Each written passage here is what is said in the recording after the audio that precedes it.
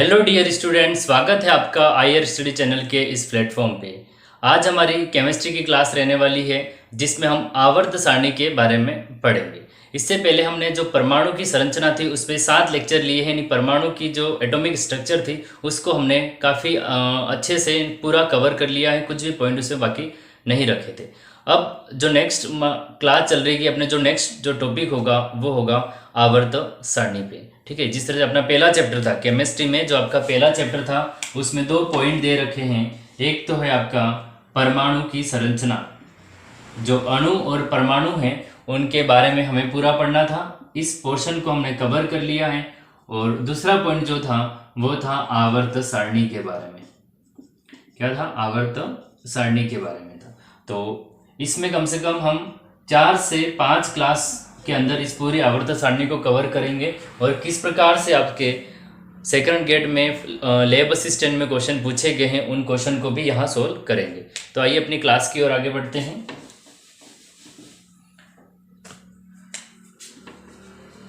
अगर आवर्त सारणी की देखे जाए, अगर लेक्चर देखा जाए तो ये अपना 8वां लेक्चर हो जाएगा। तो इसको 8वां भी अपन लेक्चर लिख सकते हैं। ठीक है, और आज की जो आप हेडिंग है वो लिख लें आवर्त सारणी। आज की अपनी हेडिंग हो जाएगी आवर्त सारणी। ठीक है, अब आवर्त सारणी की हमें अब आवर्त सारणी में पढ़ना क्या। देखो, आवर्त सारणी का रूप कैसे आया, धीरे धीरे आवर्त सारणी कैसे बनी, वो नियम पढ़ने हैं हमें। और उन नियमों से क्वेश्चन बनाया जाएगा। मतलब जैसे न्यूलैंड का स्टक नियम है, मेंडलीफ का नियम है आपका। फिर जो आधुनिक आवर्त सारणी है मोजले ने दी थी, तो मोजले ने क्या बताया था वो है। फिर डोबे राइनर का त्रिक नियम है, उन नियमों को देखना है। ठीक है, इसके बाद में आवर्त सारणी से जो आपके तत्व है उनसे तो क्वेश्चन बनते हैं, लेकिन इन्हें सबसे पहले हमें नियमों को देखना पड़ेगा। तो आप सबसे पहली बात तो यही लिख सकते हैं कि पहला पॉइंट तो अगर देखा जाए तो वर्तमान में आवर्त सारणी में 118 तत्वों की व्यवस्था कर दी गई है। यानी 118 तत्वों के बारे में उन्हें व्यवस्था की गई है। तो वर्तमान में, ये पहला पॉइंट हम नॉर्मल लिख लेते हैं। वर्तमान में आवर्त सारणी में वर्तमान में आवर्त सारणी में 118 तत्वों को व्यवस्थित किया गया है, या 118 तत्वों को व्यवस्थित किया गया है, या 118 तत्वों का की व्यवस्था की गई है। ठीक है, ये बिल्कुल नॉर्मल सा है। हमसे मतलब या तो 117 तत्व मिलेंगे आपको या फिर 118 तत्व मिलेंगे। तो वर्तमान में आवर्त सारणी में 118 तत्वों को व्यवस्थित किया गया है, या 117 भी मिल सकते हैं। इसके बाद में हम नियमों पे आते हैं। नियम कौन से? आवर्त सारणी को बनाने में स्टेप बाय स्टेप जिन साइंटिस्ट का, जिन वैज्ञानिक का जो योगदान रहा, उन योगदान को पढ़ना है। तो पहला हो जाएगा अपने डोबे राइनर का त्रिक नियम। तो यहां लिख सकते हैं अपन डोबे राइनर का त्रिक नियम। डोबे राइनर का त्रिक नियम। देखो, अब डोबे राइनर ने त्रिक का नियम दिया क्या? डोबे राइनर ने क्या किया कि तत्वों में जो मतलब रासायनिक गुण और भौतिक गुण में जो समानता देखेगी तत्वों को, उन तत्वों का 3-3 का समूह बनाया और उन 3-3 समूह का परमाणु भार लिया और बोल दिया कि जो बीच वाला तत्व होता है, दूसरा तत्व, उन दोनों का औसत का जो परमाणु भार होगा वो उस दूसरे का तत्व का परमाणु भार होगा। 3-3 का जोड़ा बनाया, सेट बनाया तत्वों का, इसलिए डोबे राइनर का त्रिक नियम कहते हैं। तो मैं लिख रहा हूं, आप मेरे साथ ही इसको नोट भी करें कि डोबे राइनर का त्रिक नियम है क्या। डोबे राइनर ने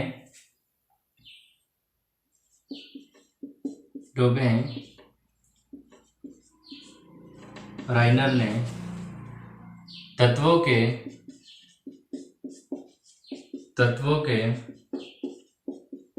भौतिक एवं तत्वों के physical property and chemical property, तत्वों के भौतिक एवं रासायनिक गुणधर्मों को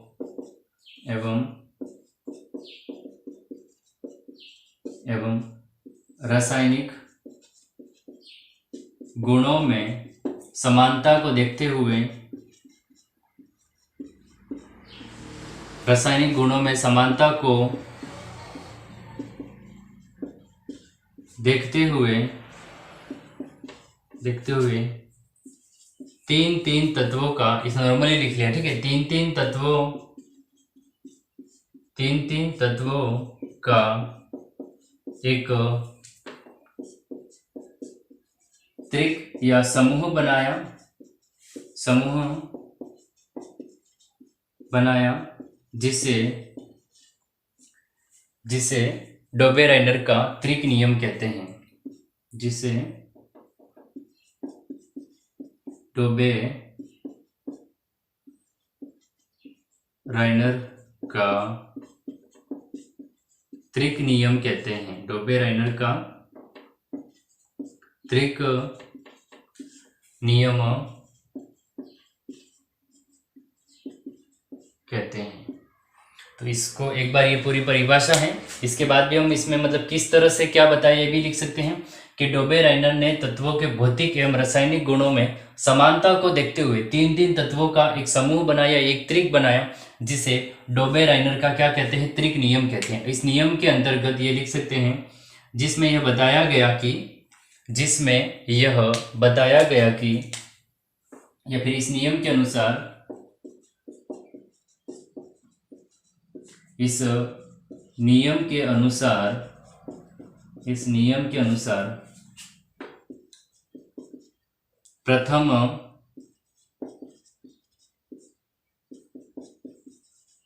तत्व का परमाणु भार और तृतीय तत्व का परमाणु भार, प्रथम तत्व का परमाणु भार और तृतीय तत्व के परमाणु भार का औसत का, प्रथम तत्व का परमाणु भार और तृतीय तत्व के परमाणु भार के कुल योग के औसत का, के ऐसे लिख सकते, परमाणु भार के कुल योग के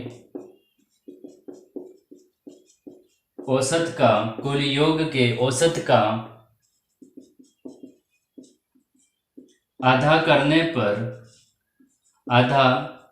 पर द्वितीय तत्व के परमाणु भार आ जाता है। आधा करने पर द्वितीय तत्व का परमाणु भार आ जाता है।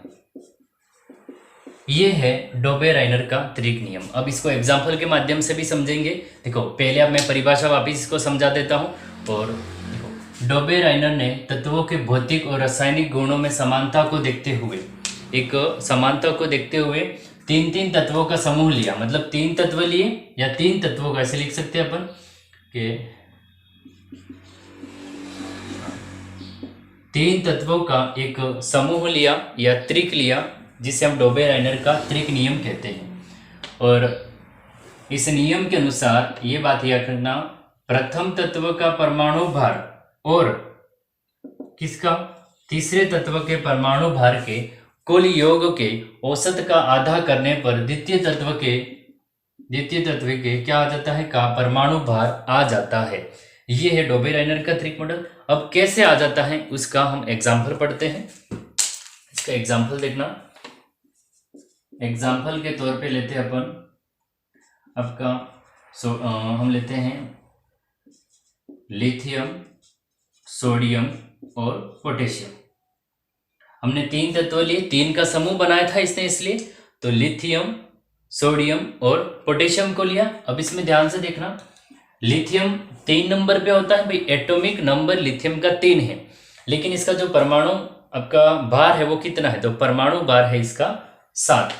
तो 7 प्लस सोडियम, हमें किसका लेना है, तो हमें लेना है आपका, एक तो पहला देखो ये 1, ये 2 और ये 3, तो हमें तीसरे का लेना है।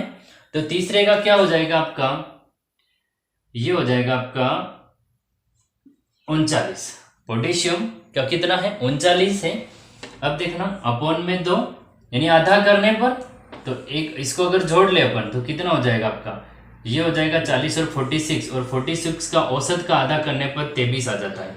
कितना आ जाता है, 23। तो अब बताइए दूसरे तत्व के क्या लिखा है कि योग के औसत का आधा करने पर द्वितीय तत्व के परमाणु भार आ जाता है। तो क्या दूसरा तत्व निकला या नहीं निकला। सोडियम 11 पे होता है, सोडियम का एटॉमिक नंबर 11 होता है और इसका परमाणु भार कितना होता है, परमाणु भार 23 होता है। कितना होता है, 23। तो ये निकल गया। एक और एग्जांपल लिखता हूं मैं, ठीक है। ये पहला एग्जांपल हो गया। दूसरा लेते हैं हम क्लोरीन, ब्रोमीन और आयोडीन का। क्लोरीन, ब्रोमीन और आयोडीन का अगर लेते हैं, ठीक है, तो इसका जो औसत निकलता है आपका, इसका देखो क्लोरीन का होता है 35.5। अगर जनरली हम इसको और अगर साल देखो, इसका होता है आपका क्लोरीन का होता है 35.5। जनरली हम लेते हैं कितना है, 35, ठीक है। इसका होता है 35.5 और हमने लिया 35 ही लिया। और प्लस में देखते हैं हम किसका, आयोडीन का। आयोडीन का होता है आपका 127, ठीक है, 129 भी लिख सकते हैं, 127। तो इसका जो औसत होगा वो आपका 81 के समथिंग प्राप्त होगा, ठीक है। इसका औसत कितना होगा, 81। मतलब 80 और 81 के आसपास किसका निकल गया, आपका बेरियम का निकल गया। किसका हो जाएगा, तो मतलब ये किसका निकल गया, तो ये देखें हम, तो ये आपका इसका हो गया और ये किसका हो गया, इसका, ठीक है। एक बार परिभाषा वापस बताता हूँ आपको और परिभाषा के थ्रू इसको एक्सप्लेन करके वापस देखता हूँ, ठीक है। डोबेराइनर का त्रिक नियम क्या कहता है कि 3 तत्व का एक समूह लिया, जब 3 है तो हम त्रिक बोल सकते हैं, ठीक है। इसके बाद पहला तत्व यानी ये हो गया, फिर तीसरा तत्व यानी आपका क्या हो गया, के हो गया। इसके बाद में दोनों को जोड़ेंगे, उसका औसत का आधा करेंगे, दोनों को जोड़ दिया, औसत का आधा कर दिया, 46 का आधा कर दिया, तो कितना हो गया, 23। कितना हो गया, 23। अब ये 23 किसका है, तो ये जो 23 होता है ये दूसरे तत्व का परमाणु भार आ जाता है। तो वास्तव में 11 होता है इसका एटॉमिक नंबर और एटॉमिक मास जो भार होता है वो 23 ही होता है। इस रूल को इसने फॉलो कर दिया, ठीक है। तो ये है डोबेराइनर का त्रिक नियम, आप जल्दी इसको उतार लें। इसके बाद हम आगे बढ़ते हैं, तो इसमें भी कुछ कमियां थी, ठीक है। क्या कमियां थी वो हम पढ़ेंगे। जो दूसरा नियम हो जाएगा आपका वो हो जाएगा न्यूलैंड का स्टक नियम। इस नियम को जल्दी से आप कंप्लीटली उतार लिए।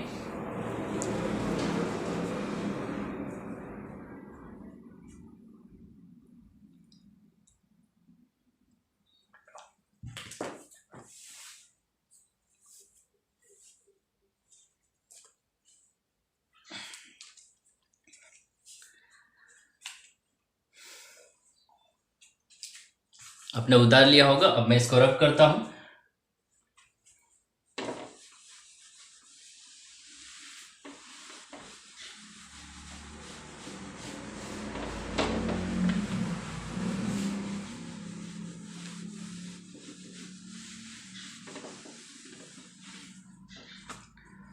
अब आते हैं न्यूलैंड के स्टक नियम की बात करते हैं अपन कि न्यूलैंड का स्टक नियम क्या कहता है। तो दूसरा आप लिख सकते हैं, दूसरा जो नियम हो जाएगा वो अपना हो जाएगा न्यूलैंड का स्टक नियम। मैं इसको सॉरी यहीं पे लिख लेता हूं, न्यूलैंड का स्टक नियम, न्यूलैंड का स्टक नियम। अब न्यूलैंड ने बताया था कि जो 8वां तत्व है उसके गुणधर्म और जो पहला तत्व होता है उसके गुणधर्म लगभग समान ही होते हैं या रिपीट होता है। जैसे 8वें तत्व के गुणधर्म और पहले तत्व के गुणधर्म को मिलाते हैं तो अष्टक यानी 8वां, ठीक है, तो वो अष्टक होता है, वो वापिस पुनरावृत्ति होती है। ये वापिस पुनरावृत्ति होती है पहले गुणधर्म, पहले तत्व के गुणधर्म और 8वें तत्व के गुणधर्म को, यदि उनके परमाणु भारों के हिसाब से उसको व्यवस्थित किया जाए तो ये है न्यूलैंड का अष्टक नियम। लेकिन इसमें भी कमियां हैं, ये केवल कैल्शियम तक ही मान्य हुआ। इसके आगे जैसे मतलब हेलोजन की अक्रिय गैसों की खोज हो गई तो फिर ये काम नहीं चला, तो न्यूलैंड का अष्टक नियम क्या असफल या विफल हो गया। तो इसके बाद तो मेंडलीव आएगा। तो इसमें लिख सकते हैं कि तत्वों को उनके परमाणु भारों के हिसाब से यदि व्यवस्थित किया जाए तो, अब लिखिए मेरे साथ ही, तत्वों को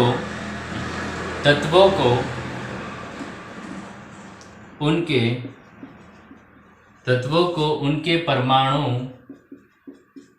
भारों के वृद्धि क्रम में, तत्वों को उनके परमाणु भारों के वृद्धि क्रम में या बढ़ते क्रम में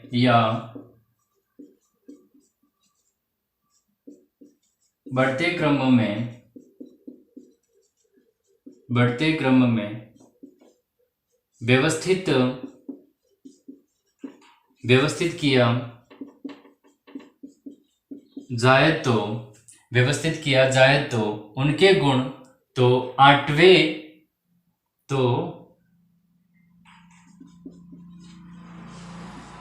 तत्व के गुण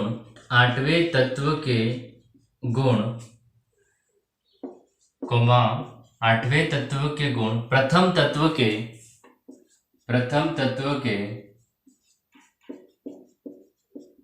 समान प्राप्त होते हैं, अर्थात गुणधर्म की पुनरावृत्ति होती है। अर्थात आठवां तत्व और फर्स्ट तत्व में गुणों की पुनरावृत्ति होती है। पुनरावृत्ति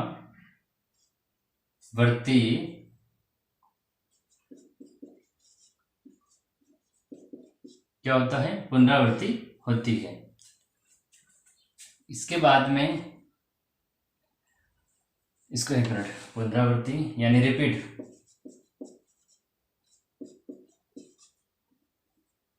पुनरावृत्ति होती है, देखो, तत्वों को उनके परमाणु भारों के वृद्धि क्रम में यानी बढ़ते क्रम में व्यवस्थित किया जाए तो आठवें तत्व के गुण और प्रथम तत्व के गुण समान प्राप्त होते हैं। अर्थात आठवां तत्व और फर्स्ट तत्व के गुणों की क्या हो रही है? रिपीटेशन, पुनरावृत्ति होती है। इसके बाद में हम और इसमें लिख सकते हैं, जैसे कि गुणधर्म की पुनरावृत्ति होती है, जैसे कि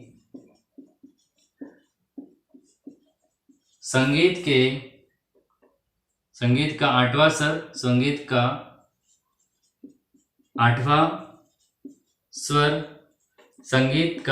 स्वर और फर्स्ट पहला स्वर, ठीक है, संगीत का पहला स्वर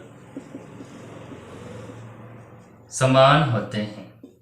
तो ये था न्यूलैंड का अष्टक नियम। इस नियम को मैं इसके साथ में एग्जाम्पल भी लिख लेता हूँ कि क्या था और कैसे था। इसके बाद में इसको हम रिपीट करेंगे वापस। एग्जाम्पल के तौर पे देखते हैं कि न्यूलैंड का अष्टक नियम क्या कहता है। तो जिस तरह से lithium, beryllium, boron, carbon, nitrogen, oxygen और फ्लोरीन, इसके बाद में यहाँ पे क्या आ गया आपकी helium, neon, argon, krypton, xenon और रेडॉन। अक्रिय गैसें जैसे आई ये बंद हो गया। तो इसके बाद यहाँ पे देखो, लीना कहे रब से फिर, बेटा मांगे कन्या सुंदर, बेटा मांगे कन्या सुंदर। इसके बाद बैंगन, आलू, गाजर इन थैला। ये सारी ट्रिक है। जब आवर्त सारणी को तो एक एक लाइन में आपसे लिखवाऊंगा विद ट्रिक के माध्यम से। तो लीना कहे रब से फिर, बेटा मांगे कन्या सुंदर बाप राजी, बैंगन आलू गाजर इन थैला, कहे सीताजी सुनो प्रभु, और नाना पाटेकर आज सबके बीच, ओल्ड स्टाइल से टीपो, और फ्लोरीन, क्लोरीन, ब्रोमीन, आयोडीन, ये तो बहुत, फिर कल बाहर आई आंटी। इसका helium, neon, argon, krypton, xenon और रेडॉन। इसी तरह ये डी ब्लॉक के भी हम याद कर सकते हैं कि यारी जरा निभा, मतलब स्कैंडियम टाइटेनियम वेनेडियम क्रोमियम, ये तो बिल्कुल सीरीज याद रहती है। सेकंड वाली है, थर्ड वाली, तो ये याद करने के तरीके होते हैं, जनरली हमें सारे याद करने पड़ते हैं। चाहे आप ट्रिक के माध्यम से याद करो या ऐसे याद करो, अगर ट्रिक जब आपके दिमाग में बैठ जाती है तो आप नहीं भूलोगे। इसके बाद में देखो, अगर अपन बात करते हैं इतने तक ही लिखने हैं, अपना काम चल जाएगा इससे। अब इसमें हुआ क्या था ये देखिए कि ये जो तत्व था ये कैल्शियम तक ही रहा, यानी ये न्यूलैंड का जो अष्टक नियम था ये कैल्शियम तक ही सीमित रहा। तो इसमें हम लिख सकते हैं यह नियम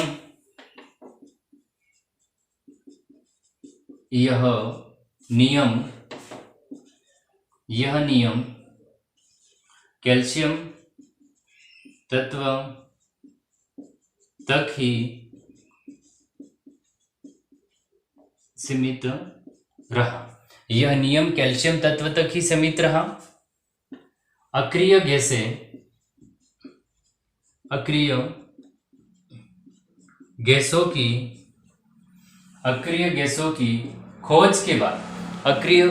की खोज के बाद यह नियम आगे नहीं चला। तो ये आपका न्यूलैंड का अष्टक नियम हो गया। यहाँ देखिए इसकी जो डेफिनेशन है इसको पढ़ते हैं हम।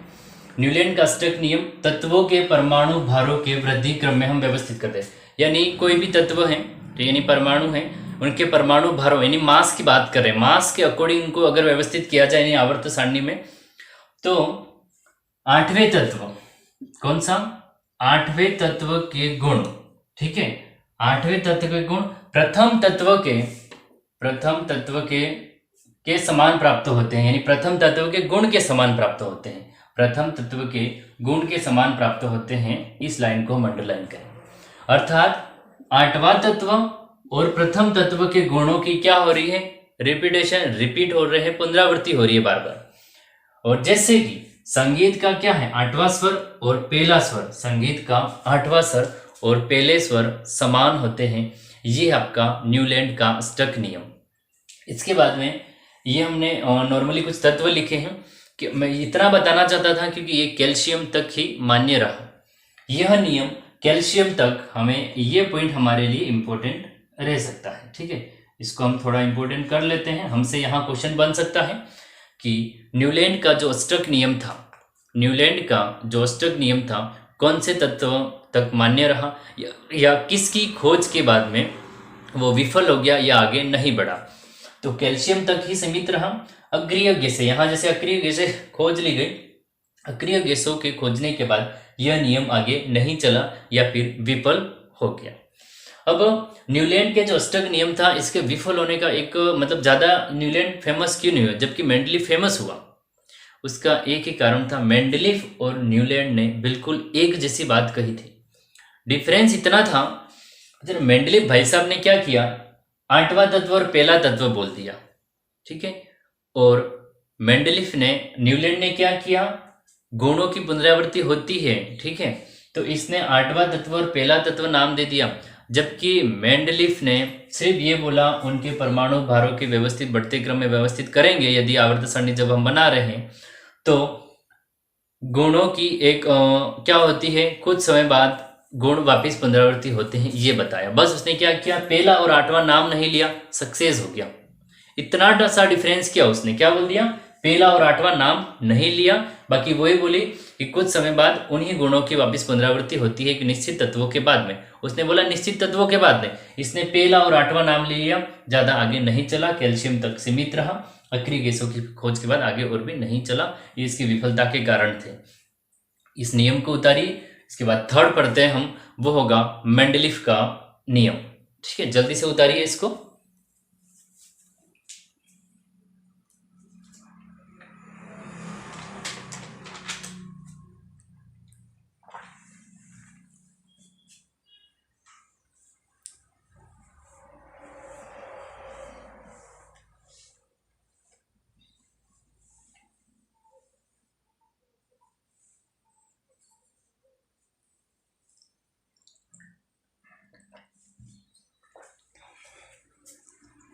आपने उतार लिया होगा। अब मैं इसको रफ करता हूँ। इसके बाद हम पढ़ते हैं मेंडलीव की आवर्त सारणी का नियम या मेंडलीव का नियम।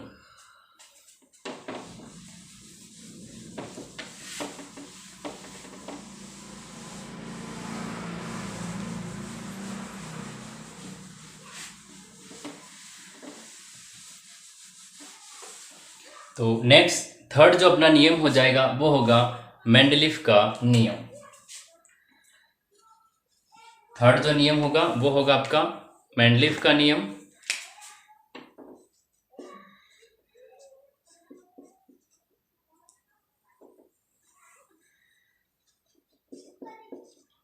मेंडलीव का नियम, या फिर ऐसे भी लिख सकते हैं मेंडलीव के आवर्त सारणी का नियम। बात एक ही है, ये मेंडल नहीं है, ठीक है। बायोलॉजी वाले मेंडल नहीं है जो मटर के उद्योग में, मतलब मटर पे जो प्रयोग की थी, ये मेंडलीव है। मेंडलीव के आवर्त सारणी का नियम या मेंडलीव का नियम। अब मेंडलीव ने क्या कहा था? मेंडलीव ने कहा था वही सेम बात कि यदि तत्वों को परमाणु भारों के बढ़ते क्रम में व्यवस्थित किया जाए तो एक निश्चित अंतराल के बाद जो गुणधर्म होती है वो समान गुणधर्मों की वापिस पुनरावृत्ति होती है। मेंडलीव का नियम सक्सेसफुल हो गया। यहाँ लिखिए, यहाँ देखिए, तो इस नियम के अनुसार इस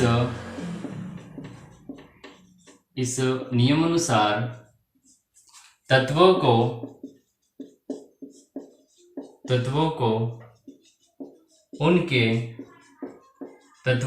उनके परमाणु भारों के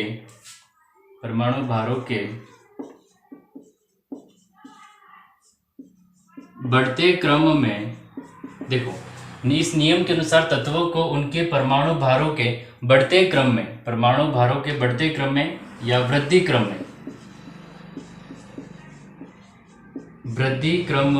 में व्यवस्थित किया जाए। वृद्धि क्रम में व्यवस्थित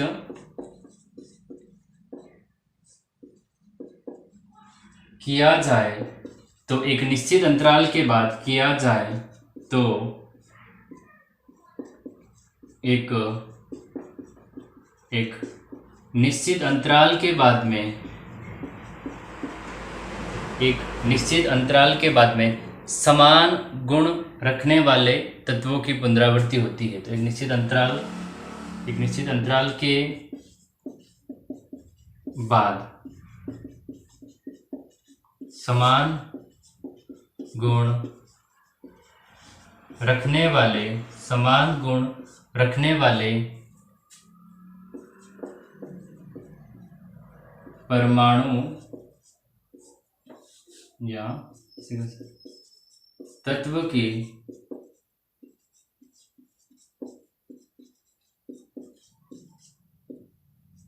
पुनरावृत्ति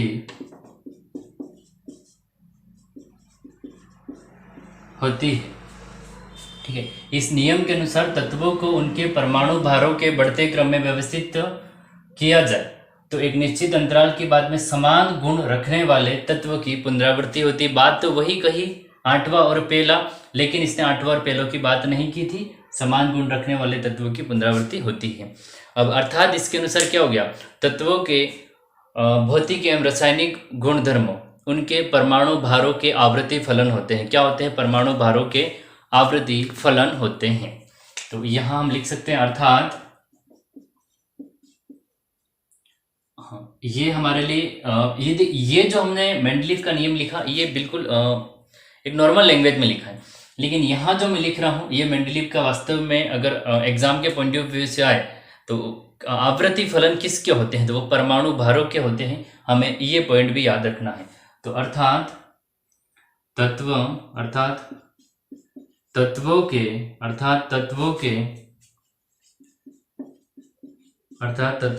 भौतिक एवं रासायनिक गुण,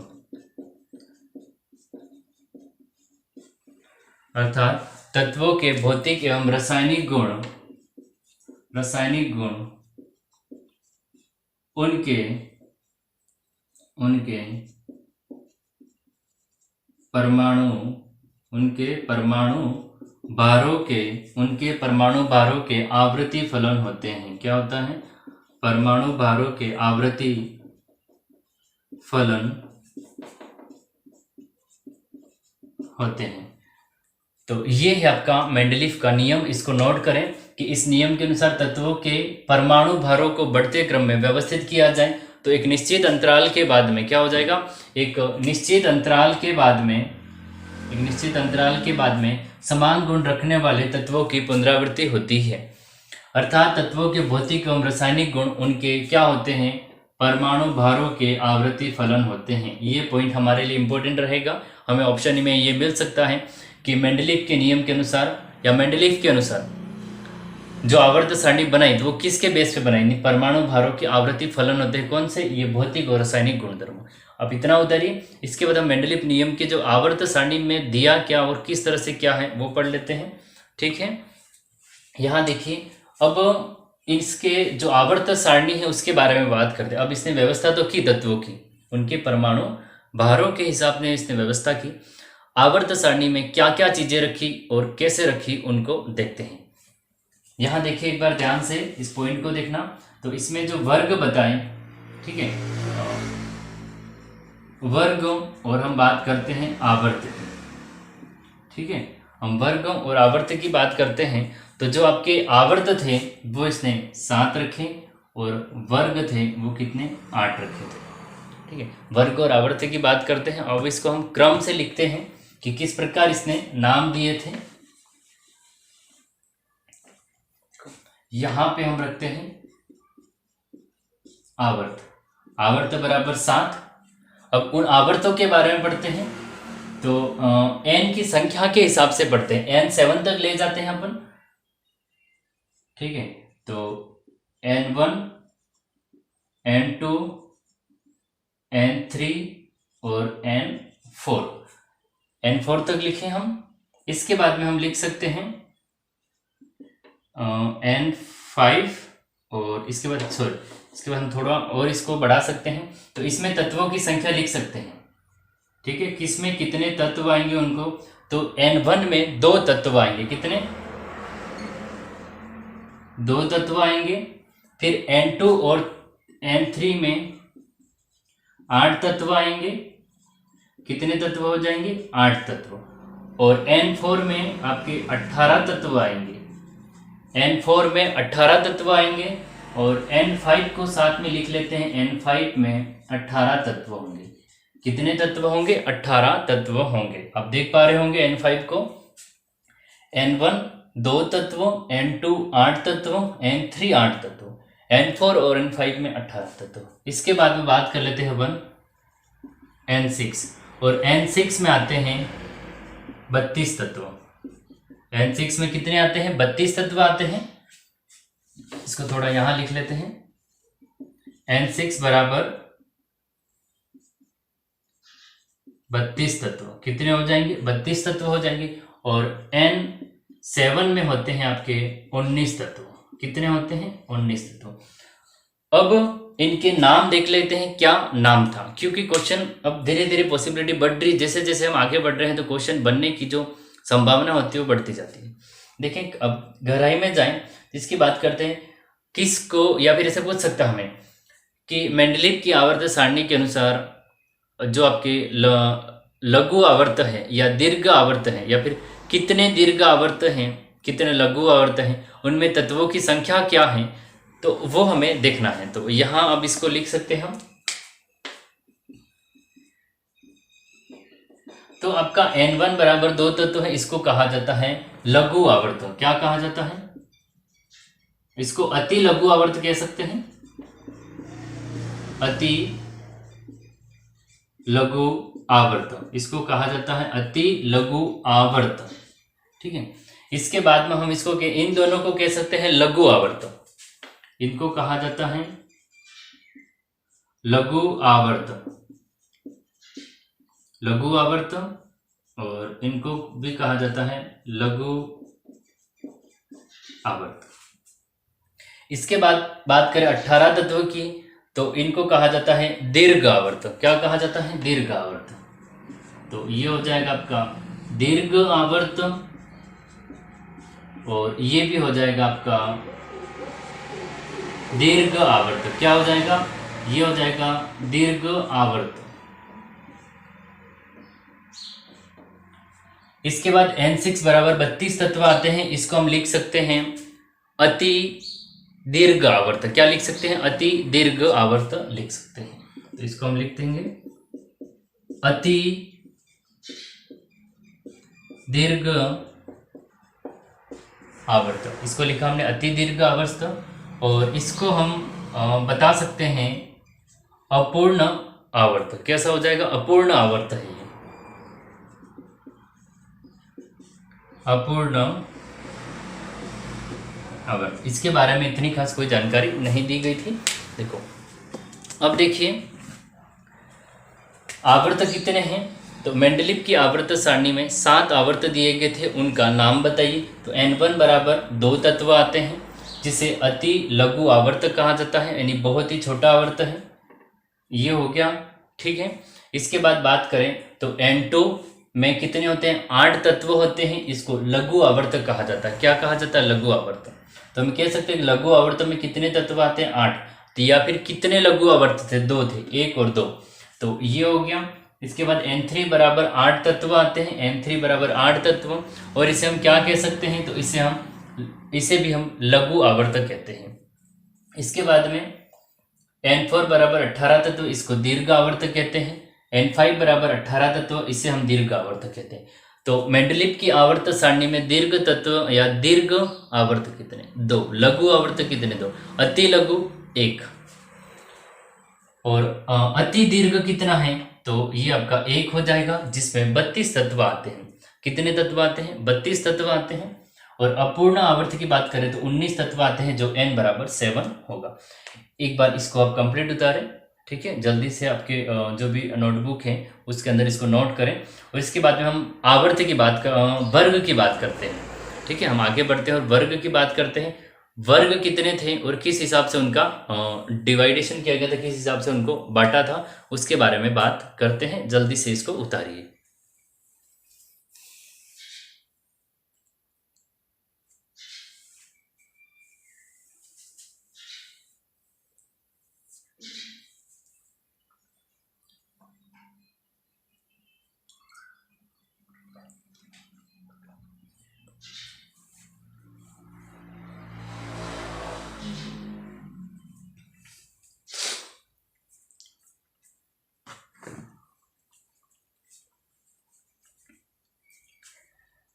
मैं आपको ये नोट करने के लिए उचित समय दे रहा हूँ, ताकि आप मेरे साथ ही जिस तरह से मैं लिख रहा हूँ उस तरह अपने नोट्स बनाते रहे साथ में।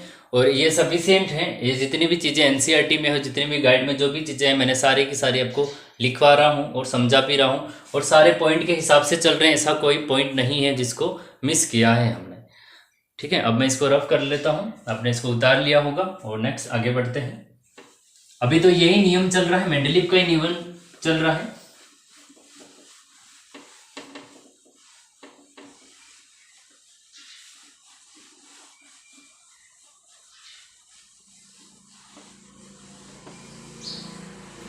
अब बात करते हैं इनके वर्ग की, यानी कितने वर्ग थे। तो इनमें वर्गों की संख्या 8 थी। जो आपका दूसरा हो जाएगा वो क्या था? वर्ग के बारे में। आवर्त तो देख लिया हमने 7। वर्ग थे वो कुल कितने थे? 8 थे। नहीं, वर्ग कितने हैं? 8 हैं। तो इनमें जो आपकी बात करें, जो 7 वर्ग थे, कौन से? 7 वर्ग। 7 वर्ग 2 भागों में डिवाइड कर दिए गए थे। 7 वर्गों को 2 भागों में डिवाइड कर दिया था। फर्स्ट ए से फर्स्ट बी, और 7A से 7B तक। ये लिख लिया कि 7 वर्गों का डिवाइडेशन कैसे किया था, फर्स्ट ए से फर्स्ट बी तक। और आप जब आवर्त सारणी देखोगे, आपके पास आवर्त सारणी होगी, ठीक है। अपने 11th-12th में बनाना भी सीखा होगा, और आपके जो टेक्स्ट बुक है उसमें भी होगी, रेफरेंस बुक में भी होगी। आवर्त सारणी में आप देख लेना, जो 7-8 वर्ग है वो इस तरह से विभाजित है, फर्स्ट ए से फर्स्ट बी तक और 7A से 7B तक। और जो हमारे लिए यहाँ इंपॉर्टेंट बात है वो है 8वां कहा गया। आठवां अविभाजित था और इसमें 9 तत्व आते थे। तो हम यहाँ लिख सकते हैं जो आठवां वर्ग है, हम लिख सकते हैं आठवां वर्ग, इसको थोड़ा अच्छे से लिख लेता हूं मैं। आठवां वर्ग अविभाजित था। आठवां वर्ग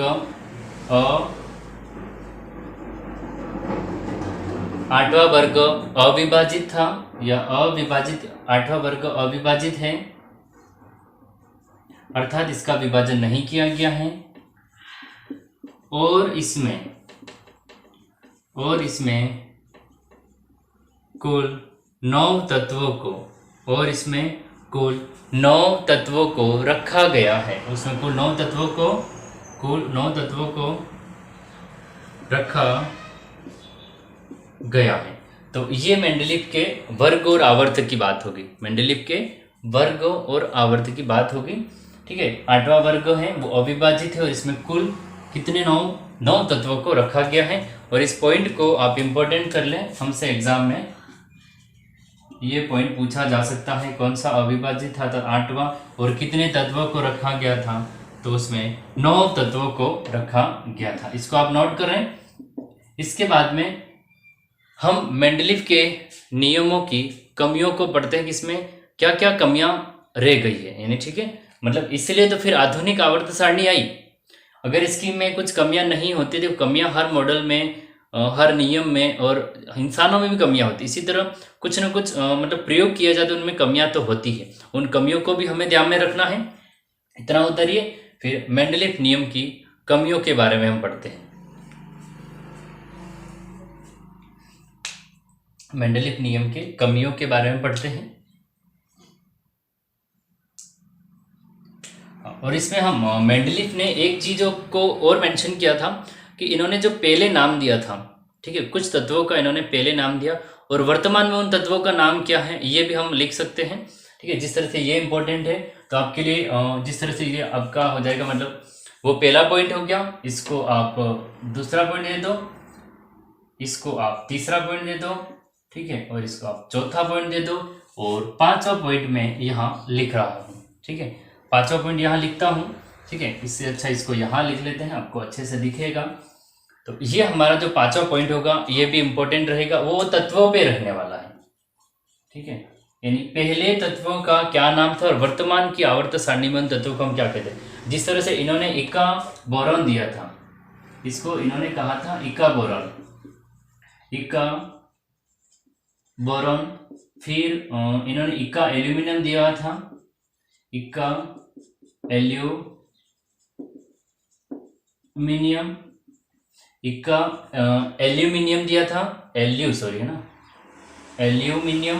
फिर इसको कहा था इका सिलिकॉन, ये जो थर्ड था वो हो जाएगा इका सिलिकॉन। तो ये जो 3 तत्व थे ये पहले थे, किसने बताए थे? ये मेंडलीव ने बताए थे, बोरॉन, एल्यूमिनियम और सिलिकॉन। तो ये तीनों हो गए आपके।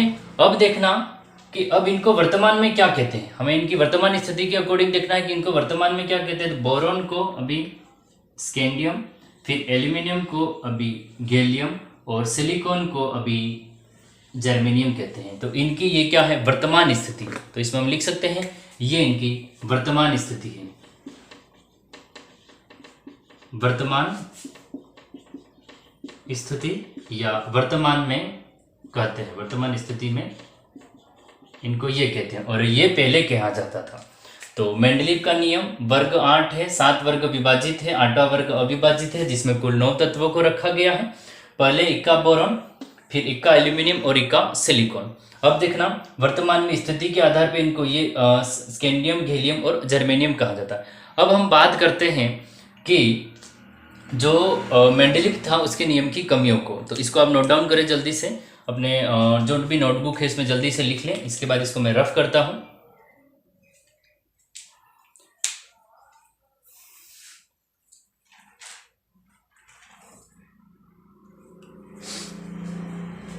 यहाँ लिखते हैं मेंडलीव नियम, मेंडलीव के नियम की कमियां, मेंडलीव के नियम की कमियां को लिखते हैं। मेंडलीव के नियम की कमियां। ठीक है, ये चीजें हमने लिख ली। अब इसमें कमियां क्या हैं? कमियां हैं तो जो मेंडलीफ था वो हाइड्रोजन की स्थिति को नहीं बता पाया। नहीं, हाइड्रोजन को कभी तो इसके साथ रख दिया, कभी इनके साथ रख दिया, तो ये अगर व्यवस्थित रूप से हाइड्रोजन की स्थिति को नहीं बता पाए। दूसरी बात क्या रही? एक्टिनाइड लेंथेनाइड की स्थिति नहीं बता पाए, यानी उनके बारे में नहीं बताया। तो हम पॉइंट को लिख लेते हैं। ठीक है, अब इसको मैं रफ करता हूं। ये लिख लेना, इक्का बोरोन को स्कैंडियम, इक्का एल्यूमिनियम गैलियम और एक सिलिकॉन को जर्मेनियम कहते हैं। ये इनकी पहले की स्थिति थी, ये इनकी वर्तमान की स्थिति है।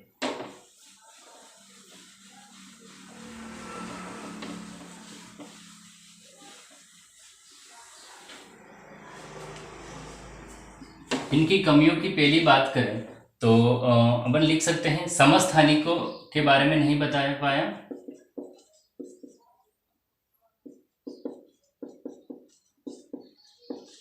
समस्थानिकों की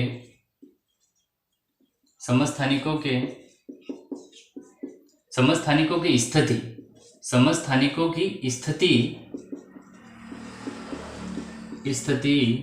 के बारे में, समस्थानिकों की स्थिति के बारे में नहीं बताया। समस्थानिकों की स्थिति के बारे में नहीं बताया, पहली कमी ये है। दूसरी है लेंथेनाइड और एक्टिनाइड के बारे में नहीं बता पाया। तो लेंथेनाइडो एवं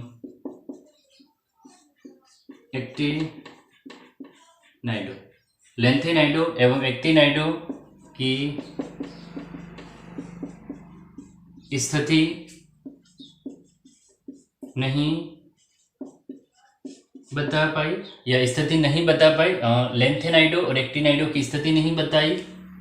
इसके बाद में हम लिख सकते हैं, इसमें तीसरा जो पॉइंट हो जाएगा वो आपका हो जाएगा कि हाइड्रोजन की स्थिति नहीं बता पाई।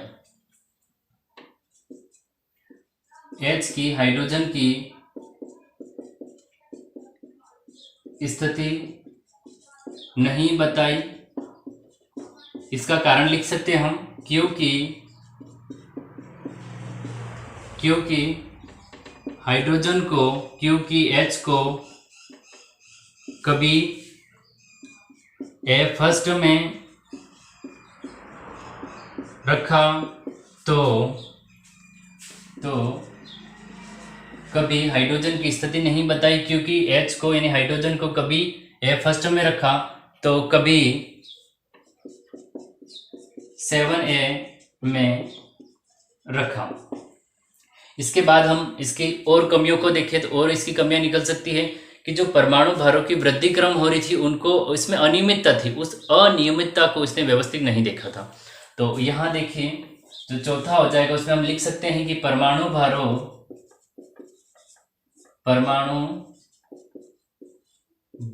के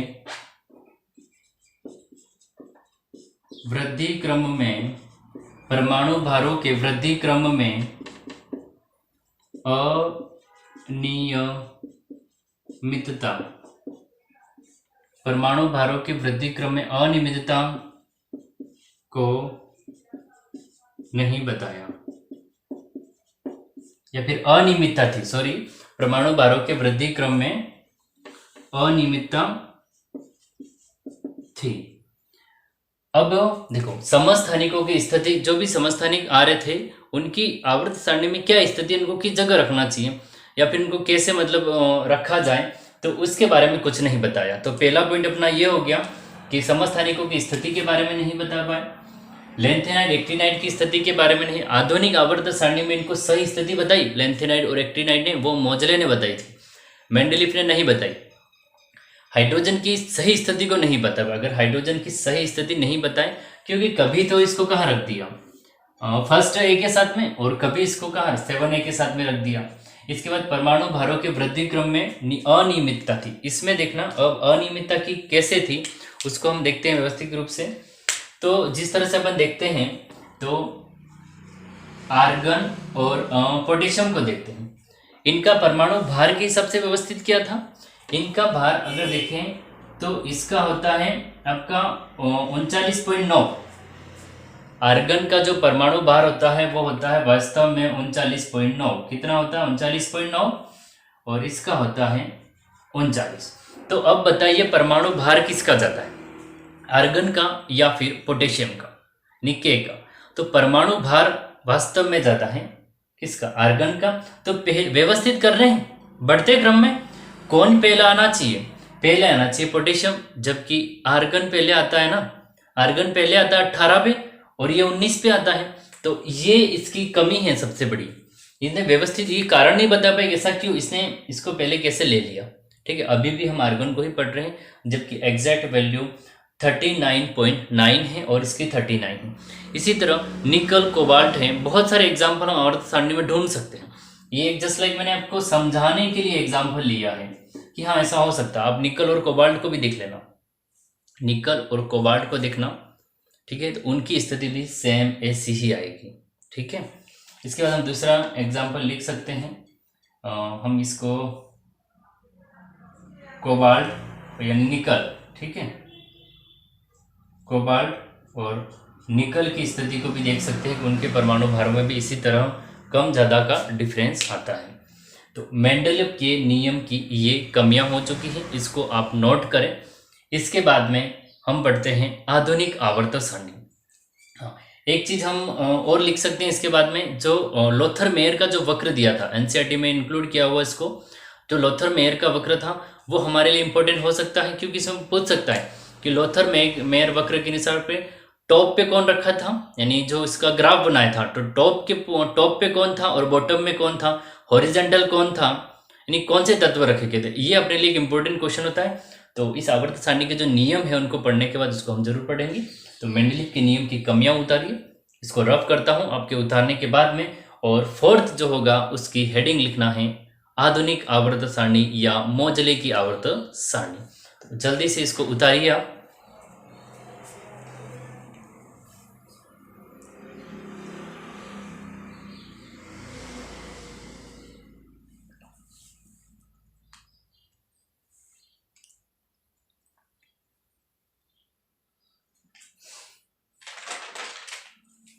जल्दी से उतार दीजिए इसको, इसके बाद मैं इसको रफ कर लेता हूँ।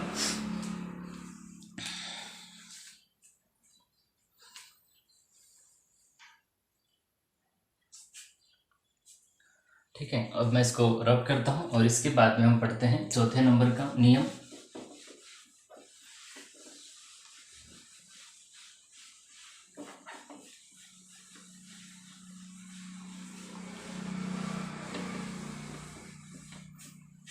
जो आपका चौथा हो जाएगा वो होगा आधुनिक आवर्त सारणी। तो फोर्थ लिखें आधुनिक आवर्त आधुनिक आवर्त सारणी। चौथा हो जाएगा आधुनिक आवर्त सारणी, या कोष्टक में लिख सकते हो मोजले ने दी थी इसलिए मोजले की आवर्त सारणी भी कहते हैं। तो ये लिख सकता हूं इसको,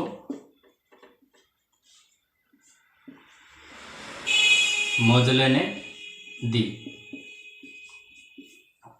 इसलिए इसको मोजले की आवर्त सारणी भी कहते हैं। अब इसमें हमें करना क्या है, इसमें हमें वर्ग और आवर्त को देखना होगा सबसे पहले। ठीक है, वर्ग और आवर्त क्या थी, देखो परिभाषा। अब ये सक्सेसफुल क्यों हुए, क्योंकि इन्होंने तत्वों को परमाणु भारों की जगह परमाणु क्रमांकों के बढ़ते क्रम में व्यवस्थित किया, और ये बिल्कुल ही सही था। तो इसको हम लिख सकते हैं कि मेंडलीव के आधुनिक आवर्त सारणी के अनुसार आधुनिक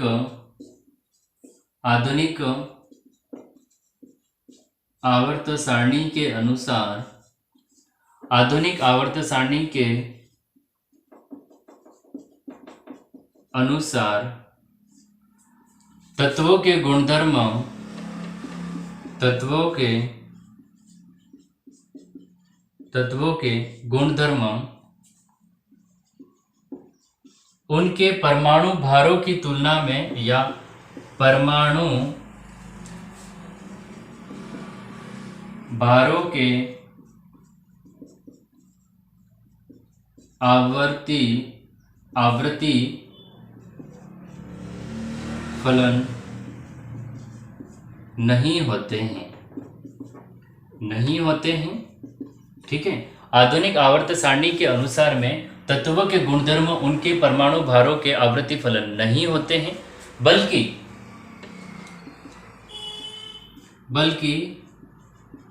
उनके परमाणु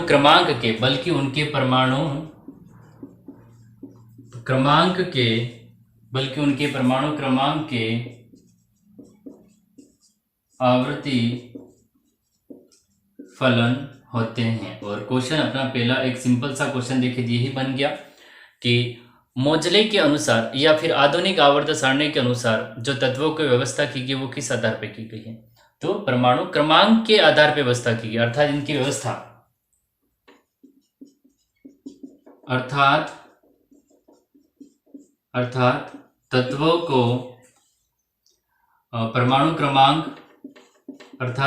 को परमाणु क्रमांक के बढ़ते क्रम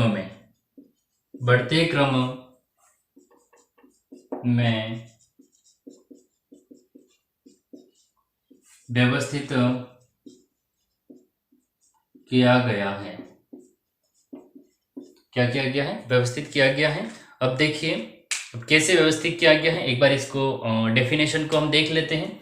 आधुनिक आवर्त सारणी के अनुसार तत्वों के गुणधर्म उनके परमाणु भारों के आवृत्ति फलन नहीं होते हैं। किसके? परमाणु भारों के आवृत्ति फलन नहीं होते हैं, बल्कि उनके परमाणु क्रमांक के आवृत्ति फलन होते हैं। अर्थात ये पूरा पॉइंट हमारे लिए इम्पोर्टेंट, अर्थात तत्वों को परमाणु क्रमांक के बढ़ते क्रम में व्यवस्थित किया गया है। तो हमें ये पूछ सकता है किसके आवृत्ति फलन है? परमाणु क्रमांक के। किस हिसाब से अरेंजमेंट किया गया है? तो परमाणु क्रमांक के हिसाब से। और किस में? आधुनिक आवर्त सारणी में किसने बताया था? मोजले ने बताया था। किसने बताया है? मोजले ने बताया गया है, तो इसे मोजले की आवर्त सारणी कहते हैं। अब हम ये तो इसकी परिभाषा होगी, लेकिन इसने ऐसा बताया क्यों? थोड़ा और गहराई में जाए तो इसने क्या किया था, जो भी परमाणु थे उन पे एक्स किरणें डाल दी थी। अब एक्स किरणें जैसे उसने डाली तो इसने देखा कि जो उसके समानुपाती नहीं थे, एक्स किरण परमाणु भारों के समानुपाती नहीं था जो इसकी आवृत्ति प्राप्त हुई थी। नहीं, एक्स किरणों की आवृत्ति परमाणु भारों के समानुपाती नहीं थी, बल्कि यानी किसके? परमाणु क्रमांक के समानुपाती थी। तो इस प्रयोग के द्वारा इसने सिद्ध किया, इसलिए ये इसको सक्सेस मिली सबसे ज़्यादा। हमें मेंडलीव की आवर्त सारणी बिल्कुल ही सही थी, लेकिन उनमें कमियां थी कि परमाणु भारों की अनियमितता को नहीं दर्शा पाए। तो इसके बाद में हमें आधुनिक आवर्त सारणी की जरूरत पड़ी, जिसमें हम परमाणु क्रमांक का उपयोग किया। तो इसमें हम लिख सकते हैं, और आगे लिखना चाहें तो मोजले ने हम लिख सकते हैं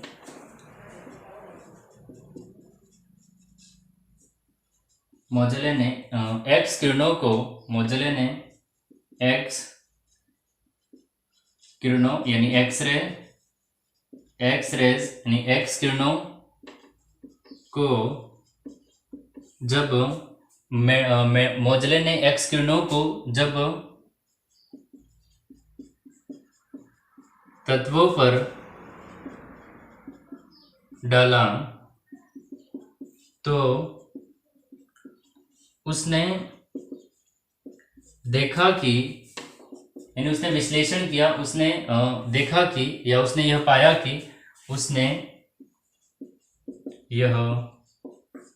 कि तत्वों के गुणधर्म एक्स, या फिर ऐसे तत्वों के या फिर इसमें कह सकते हैं उसने पाया कि एक्सरे की आवृत्ति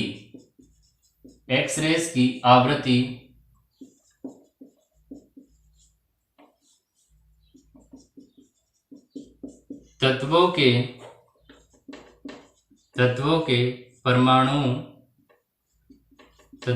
परमाणु भारों के समानुपाती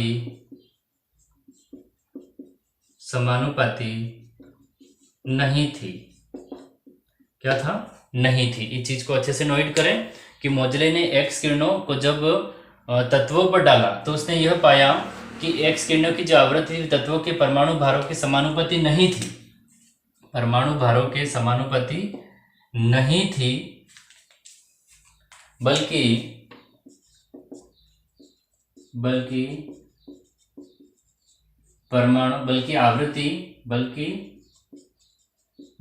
आवृत्ति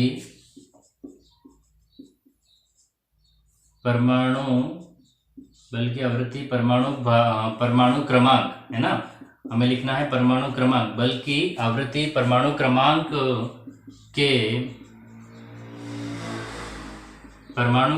के समानुपाती थी। तो इस चीज को हमें अच्छे से याद रखना है। एग्जाम के पॉइंट ऑफ व्यू से हमारे लिए ये जो पॉइंट लिखा है ये इम्पोर्टेंट रहने वाला है। इसमें हम और लिख सकते हैं, ठीक है, हम इसमें कुछ बातें और भी लिख सकते हैं। अब कैसे देखें, हम इसका यहाँ लिख सकते हैं कि अंडर म्यू इंटू जेड। तो यहाँ आपका ये जो अंडर म्यू है ये हो जाएगा आपकी आवृत्ति, एक्स रेस की क्या हो जाएगी? आवृत्ति। तो इसमें आप लिखना ये हो जाएगी एक्स रेस की आवृत्ति, और इसको हम लिख सकते हैं आपका z बराबर एटॉमिक नंबर। आइए देखते हैं आवर्त सारणी को एक बार पूरा वापिस, मतलब आवर्त सारणी के संबंध में जो नियम दिया था मोजले ने। आधुनिक आवर्त सारणी तत्वों के गुणधर्मों के परमाणु भारों के आवृत्ति फलन नहीं होती है, ठीक है। यानी तत्वों के गुणधर्म उनके आवृत्ति भारों के आवृत्ति फलन नहीं होते हैं, बल्कि परमाणु क्रमांक के आवृत्ति फलन होते हैं। अर्थात तत्वों के परमाणु क्रमांक के बढ़ते क्रम में इसको व्यवस्थित किया गया है। मोजले ने सिद्ध कैसे किया कि मोजले ने एक्स किरणें यानी एक्स रे को जब तत्वों पर डाला तो उसने क्या किया कि ये आवृत्ति थी, एक्स किरणों की जो आवृत्ति थी ये परमाणु भारों के समानुपाती नहीं थी, बल्कि जो आवृत्ति परमाणु क्रमांक के समानुपाती थी। तो इसने म्यू लिया, अंडर म्यू यानी ये एक्स रे की आवृत्ति, और जेड यानी एटॉमिक नंबर। तो इस प्रकार इसने ये सिद्ध कर लिया। तो आवृत्ति किसके समानुपाती है? इस म्यू के समानुपाती होती है, सॉरी म्यू के नहीं, यानी परमाणु क्रमांक के। या फिर इसको आप इस तरह से भी लिख सकते हो कि हम इसको प्रोपोर्शनल या समानुपाती के चिन्हों के हिसाब से भी इसको हम लिख सकते हैं। तो इसको हम ऐसे भी लिख सकते हैं, या अंडर रूट म्यू समानुपाती जेड भी कर सकते हैं। इस आधुनिक आवर्त सारणी को आप नोट करें, मतलब ये जो पॉइंट लिखे हम इसको नोट कर लें। इसके बाद में हम इसमें क्या कमियां हैं उनको देखते हैं, या फिर इसके वर्ग और आवर्त को देखते हैं, ठीक है। कमियां नहीं, सॉरी, इसके वर्ग और आवर्त को देखेंगे। इसमें कमियां बहुत ही कम है, इन कमियों से हमें क्वेश्चन बहुत ही कम पूछा जाता है। मेंडलीफ के आवर्त सारणी का जो नियम था उसकी कमियों को हमें विशेष रूप से ध्यान में रखना है। इसको उतारिए आप जल्दी से।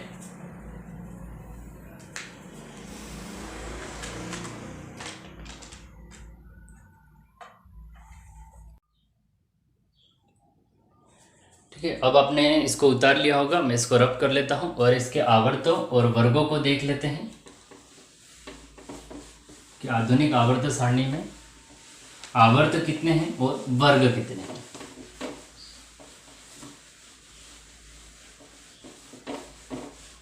हमें देखो, अभी बता रहा हूं मैं फिर से, हमें उन चीजों को देखना है जहां से क्वेश्चन बनते हैं। जो आवर्त और वर्ग सभी जानते हैं, मतलब उसमें 7 आवर्त थे और 8 की जगह 18 वर्ग हो गए। आवर्त सारणी देखोगे तो भी आपको ऊपर पूरा लिखा हुआ मिल जाएगा, ठीक है। लेकिन इसके बाद में देखो, अब इस पॉइंट को आप मेरे साथ ही नोट कर लेना। जो इसके जो आवर्त थे, आवर्त तो कितने हो गए? 7 ही रहे। और कौन से आवर्त? जो मेंडलीफ ने बताए थे, वो सारे आवर्त आधुनिक आवर्त सारणी में भी थे।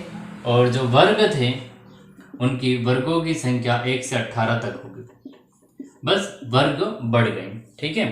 तो आवर्त 7 और वर्ग 1 से 18 तक थे, लेकिन यहाँ से कोई क्वेश्चन नहीं बनता है। अब हम देखते हैं कि इसमें इस आधुनिक आवर्त सारणी में जो यानी 118 तत्वों को व्यवस्थित कर लिया है। कितने? 118 तत्वों को जो व्यवस्थित किया गया है, किस बेस पे किया गया, उनका नामकरण कैसे हुआ, मतलब ठीक है। व्यवस्था तो परमाणु क्रमांक के हिसाब से की, लेकिन उनका नामकरण, तो ये नामकरण से हमें क्वेश्चन पूछ सकता है। ये बहुत ही मोस्ट इंपॉर्टेंट है, इनका नामकरण।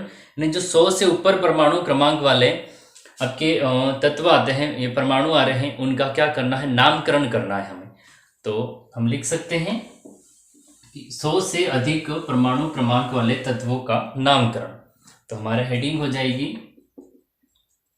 100 से अधिक परमाणु 100 से अधिक परमाणु क्रमांक वाले 100 से अधिक परमाणु क्रमांक वाले तत्वों का नामकरण क्या हो जाएगा, तत्वों का नामकरण हो जाएगा। और कैसे हो रहा है, इसमें इसके संबंध में कुछ नियम दिए गए थे, ठीक है। इसके संबंध में कुछ नियम दिए गए थे, क्या थे वो हम देखते हैं। मैं सारे नियम एक साथ लिख रहा हूं, आप मेरे साथ ही इसको जल्दी से नोट करते रहें। जो पहला नियम था, इसके हम लिख सकते हैं 0, 1, 2, 3, 4, 5, 6, 7 और यहीं तक लिखता हूं, ठीक है। 7 में इसको क्या क्या कहते हैं, तो इसको नील कहा जाता है, इसको अन कहा जाता है, इसको बाई कहा जाता है, इसको ट्राई, इसको कहा जाता है क्वाड कहा जाता है, ठीक है। और इसके बाद में इसको पेंट कहा जाता है, और 6 को आपका कहा जाता है, देखो 6 को कहा जाता है हेप्ट, 6 को हेप्ट कहा जाता है, और 7 को कहा जाता है सेप्ट।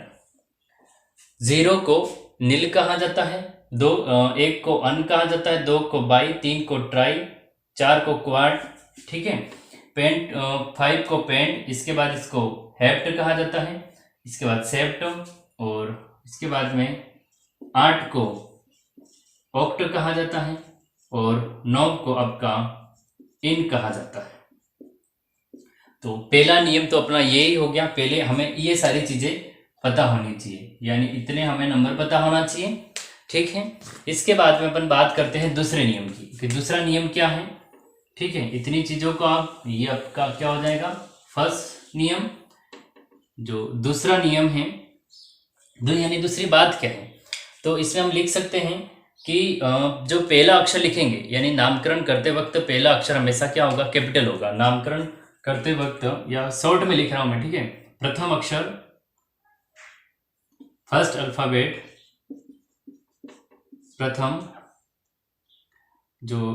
प्रथम अक्षर कैपिटल अल्फाबेट यानी बड़ा होगा, ठीक है। प्रथम अक्षर बड़ा होगा, कैपिटल अल्फाबेट्स में लिखना है, यानी प्रथम अक्षर बड़ा होगा, अर्थात कैपिटल क्या करना है, कैपिटल अल्फाबेट्स में लिखना है। यानी ABCD जब लिख रहे हैं तो हमें ए बड़ा लिखना है, छोटा नहीं। अगर ऑप्शन में छोटा दिखे इसका मतलब वो गलत हो जाएगा। दूसरा हो गया, तीसरी बात हम लिख सकते हैं नाम के अंत में, ठीक है, नाम के अंत में इयम लगाना है। नाम के अंत में क्या लगाना है, इयम शब्द जोड़ना है, इयम शब्दों को जोड़ना है। अब इसके बाद में इयम के संबंध में एक और नियम है, इयम शब्द जोड़ना है, लेकिन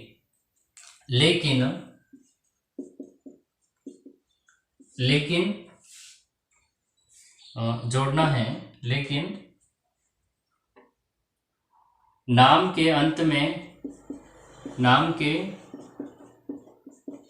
में पहले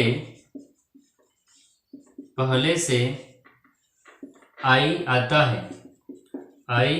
है तो इयम में आ रहे आई को यानी आई अक्षर को 2 बार नहीं लिखना है, नहीं लिखना है। इस चीज का हमें विशेष ध्यान रखना है, ठीक है। 100 से अधिक परमाणु क्रमांक वाले तत्वों का नामकरण, ये हमारे लिए इंपॉर्टेंट रहेगा।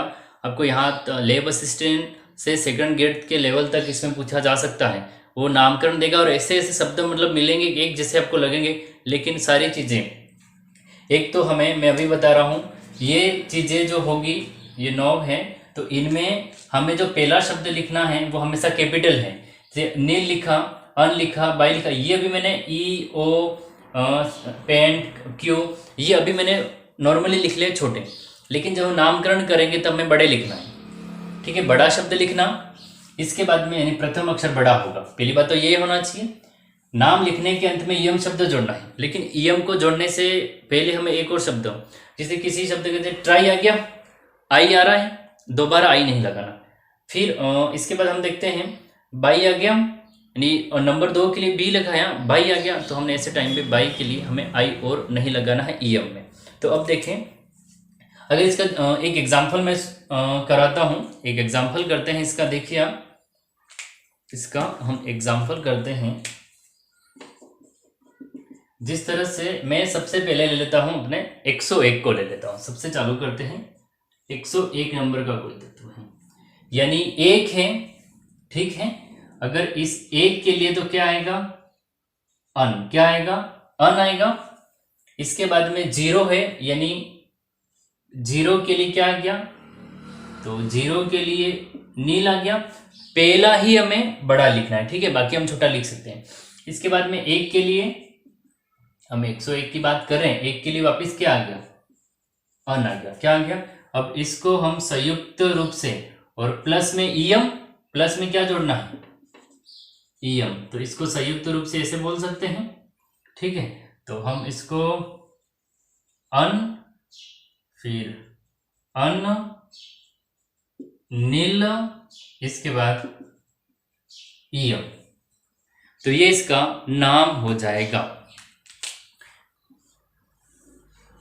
इसको एक बार और देखें, ठीक है। देखो 101 का नाम किया हमने, 1 के लिए अन लिखा, 0 था तो इसके लिए नील लिखा, और 1 वापिस आ रहा था, इसके लिए हमने एन लिख दिया।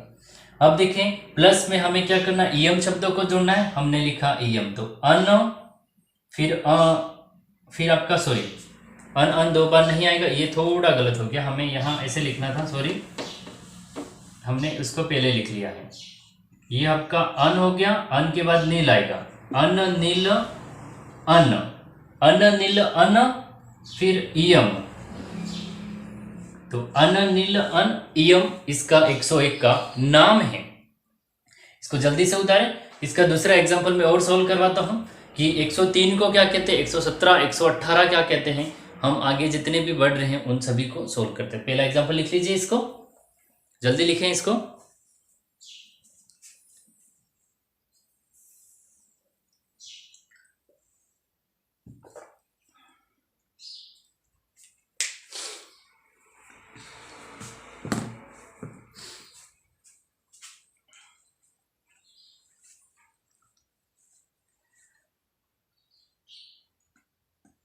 जल्दी उतारिए इसको। इसके बाद में हम 2-3 एग्जाम्पल और करते हैं ताकि आपको नामकरण मुंह जबानी हो जाए। इसके nil, un, bi, tri, quad, pent, hex, sept, oct, enn, ये नाम याद रखने हैं हमें। इसके बाद ये 2-3 चीजें, प्रथम अक्षर बड़ा मतलब यू बड़ा, कोई भी है, चाहे एन है, ट्राई, हमें बड़ा लिखना है। इसके बाद ईएम शब्दों को दिखना, ईएम अगर आई आता है तो वापिस यूएम लिख देना है। अब मैं एक ट्राई वाला एग्जाम्पल लिख के बताता हूँ किस तरह से हो रहा है, ठीक है। अब इसको मैं रफ करता हूँ, ठीक है, इसको ही रफ करता हूँ, बाकी चीज ऐसे रहने देता हूं ताकि आपको सारे नाम यहीं से समझ में आ जाएंगे। देखो इसका नंबर 2 एग्जाम्पल लेता हूं। एग्जाम्पल नंबर 2 मैं अगर 102 का ले लेता हूं, ठीक है, हम थोड़ा आगे बढ़ेंगे, अभी 102 को देखते हैं। तो देखो पहले एक आ रहा है तो हम क्या लेंगे, अन, कैपिटल यानी बड़ा ले लिया हमने। इसके बाद हम 0 आ रहा है तो इसके लिए हम क्या लिखेंगे, नील, और नील को हम छोटा लिख सकते हैं। और इसके बाद में देखते हैं क्या आ रहा है, 2, तो हम लिख सकते हैं 22, क्या लिख सकते हैं, 22। अब मुझे बताओ हमें लगाना है ईएम, क्या लगाना है, ईएम। तो क्या मैं ईएम पूरा लिखूं, नहीं, वो गलत हो जाएगा, इसलिए मतलब तीनों चीज़ें याद होनी चाहिए। ईएम लगाते गलत हो जाएगा, हमें आई मिल गया है तो उस आई को एक को हटा देना है, यम लगा दो, ये ईएम हो गया। तो अगर इसको शॉर्ट में लिखें तो ये हो जाएगा आपका, ये हो जाएगा अन बी, अन एन बी, ये इसका प्रतीक चिन्ह हो जाएगा।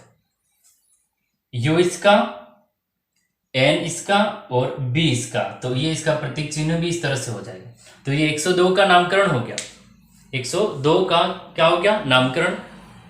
इसके बाद में मैं इसको हटा देता हूं, एक चीज को हटाता हूं,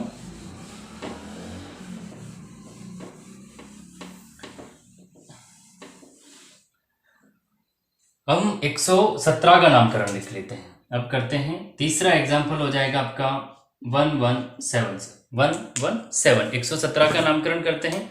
और कैसे होता है नामकरण, ये देखिए आप,